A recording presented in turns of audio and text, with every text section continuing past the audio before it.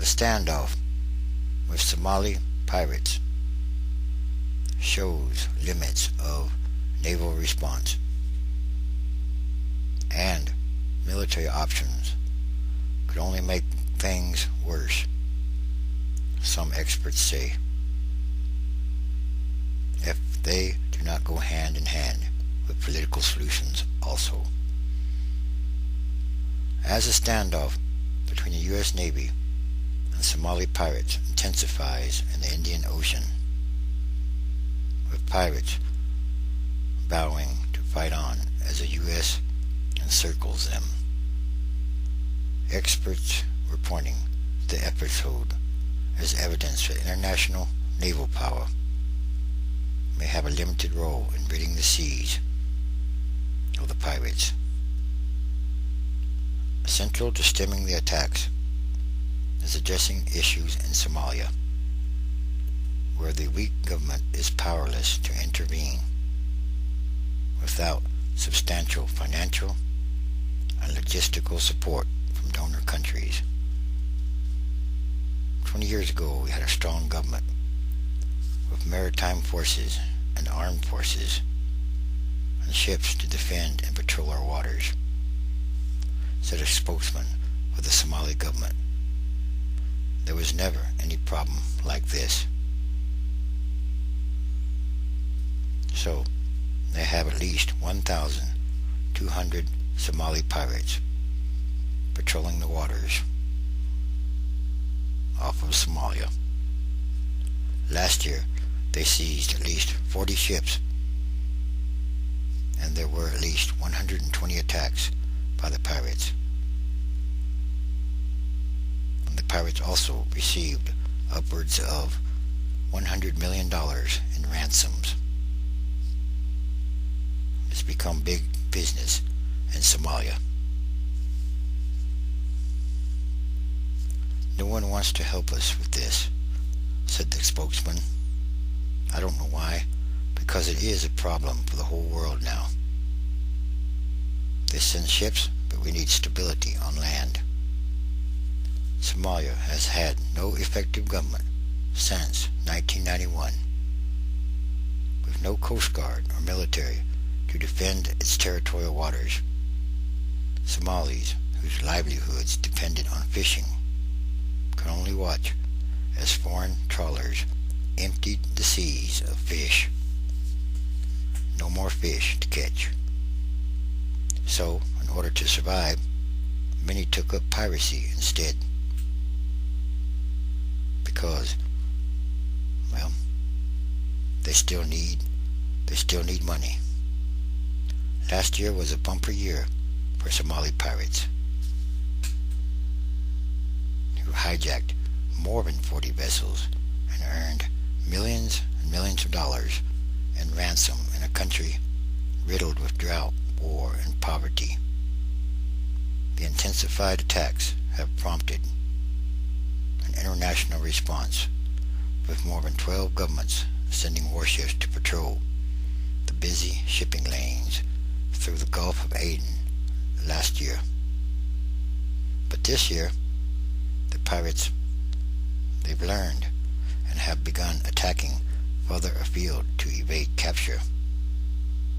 And they captured the world's attention this week when 4 pirates boarded a U.S.-flagged container ship, the Maersk Alabama, after a high-speed chase.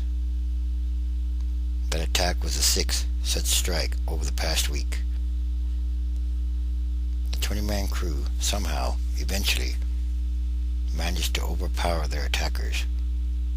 But in a dramatic twist, the captain of the Danish-operated vessel, Richard Phillips, handed himself over to the gunmen to ensure or secure the safety of his crew.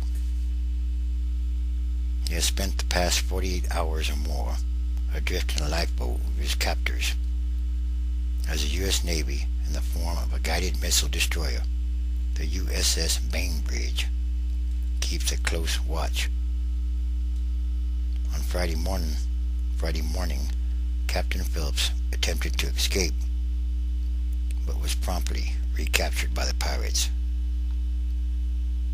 So even as the U.S. sent reinforcements to the area, pirates were doing the same, with Reuters news agency reporting that skiffs and motherships were heading to the area, including 4 foreign ships that had been captured. A total of 54 hostages are on 2 of the ships, citizens of Germany, China, Russia, Ukraine, the Philippines, Indonesia, and Taiwan, among others. The Maersk Alabama, which is carrying food aid for Uganda and Somalia, is now on its way to its original destination, Mombasa port in Kenya. So I guess they're carrying food aid, but the Somalians also. Yes, we're still feeding them. As more warships make their way to the area, they can only sit and watch as negotiations continue for the release of Captain Phillips, the first American taken by pirates in 200 years. Somehow, that's definitely going backwards. And when they stand up, they're always falling back down. Always going backwards, never able to progress or go forward. FBI negotiators have been brought in to help. The standoff gives President Barack Obama a foreign policy dilemma. Yes, this is a real dilemma, as his administration weighs the options for tackling piracy. Some experts say using military options could only make things worse if they do not go hand in hand with political solutions on the land in Somalia. Most of these pirates are operating from the region of Puntland, which is essentially a failed state within a failed state. Nothing will change until we see more stability on land. How are they going to do that? Yes, once again, this is a real dilemma.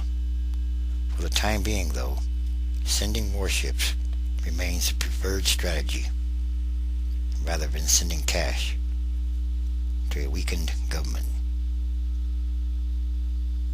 When really, they don't even know really who's in charge in Somalia. They don't really have a functioning government. It has become a pirate nation. Yes, a nation of pirates. Once pirates have taken control of a vessel, though the warships are often powerless to intervene, negotiated settlements offer less risk of harming the crew. The U.S. has launched missile strikes against targets in the past 2 years in Somalia. Officials have suggested the same strategy could be used to knock out pirate havens. But one military specialist in Nairobi who monitors Somalia said the strategy was unworkable without much better intelligence. What are they going to do? It's not as if you can put a missile on the head of each pirate. You'd have to take out entire towns or villages, thereby possibly killing hundreds or perhaps thousands of innocent civilians. And then, these pirates in Somalia, they don't fly a pirate flag. They don't have any pirate patches on them. They look like everybody else up there on the shore, or in the little towns and villages, or the harbors or ports. It's very hard to tell who's a pirate and who's not. They don't dress in any kind of special way. They don't look they don't look special. And once again, this is about a country that has no functioning government, basically. Yes, a pirate nation. And Once again, all these are more signs of the end times, transition days. There is a transition going on around the world every day, day by day.